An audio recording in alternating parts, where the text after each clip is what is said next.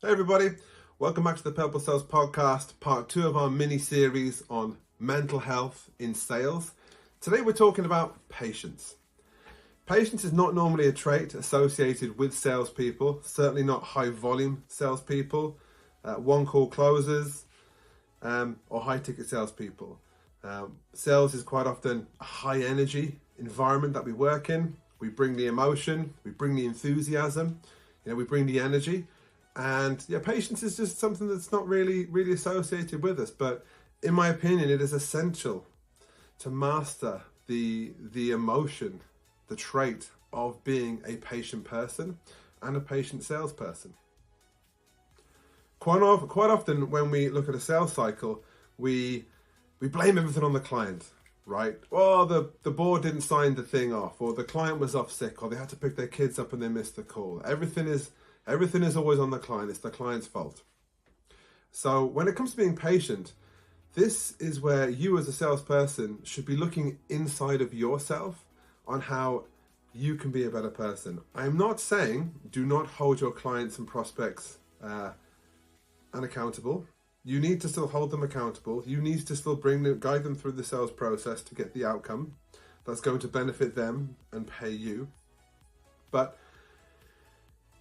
look, we're all people, and we're all in our own situations and our own lives with our own commitments. We've all got things going on that no one else really knows about, right? So patience, I feel, starts with an empathetic mindset. It starts with putting yourself in your client's shoes. So before you embark upon a sales cycle, you need to really kind of reset your expectations as to what might be going on with the client and how things going on with them may affect your plans to close your deals in this month, in this quarter. And so an example would be you are dealing with a startup and they've had tons of funding. They've got loads of money, right? But it's a small team. And so they may really need your product or service. They may have a ton of budget ready to spend, but it's a small team and they're very restricted in the time they can spend looking at stuff. And so on the surface, this might seem like a great prospect, a great lead, but how confident are you that you can get enough time and attention from the decision makers to sign that deal, to look at what you're trying to sell them, understand it, build that relationship and sell it to them?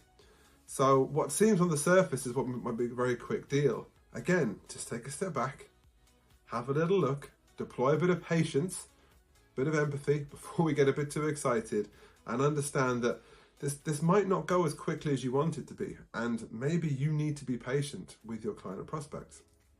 Another example would be maybe you're dealing with a larger client, and this is going to be a much bigger deal. So the sales cycle is going to be longer.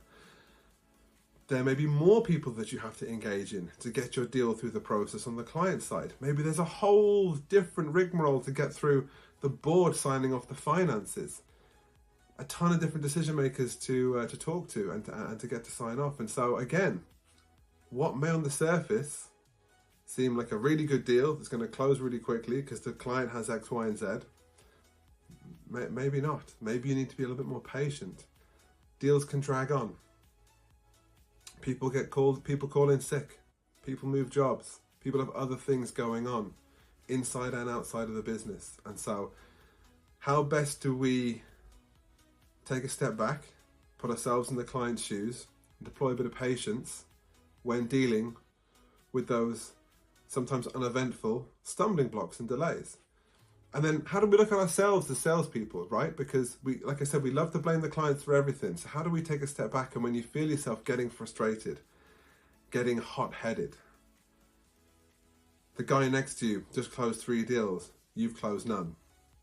Your client's delayed again. Whatever the problems are. Sounds very cliche, but it starts with breathing. It really does start with breathing. It starts with you taking yourself out of that situation, going for a walk, taking a breath, calming down, and then sending that email or making that phone call 5 minutes later. So many of us now are stuck at home. Sales can be a lonely job. You know, is there a neighbor or a friend or a colleague that we can go for a coffee with to talk these things through, to get another perspective? Maybe you are not a patient person. Maybe your boss is. Maybe your partner is. Maybe you can talk to them about it and get a different perspective. Perspectives, empathy, and patience all go hand in hand. So I just wanted to drop this really quick podcast today to muse a little bit around patience, and as salespeople, how being patient has the perception of slowing things down and not pushing things along and influencing and injecting urgency. And to a degree, they do and don't do that. But what's key is that as a person, as a salesperson, you are deploying patience at the right time to give a better experience for your client, and also to have a healthier mindset for yourself that will ultimately benefit you in the long run. So my name's Luke. This is the Purple Sales Podcast. In the next episode, we're going to be talking about how sales can be a very, very lonely job, and this can really, really affect your mental health. But in the meantime, I have a Calendly link in the description. I would love to talk to anybody who's seen this podcast. I don't have a course to sell you. I just want to understand, how are you getting on?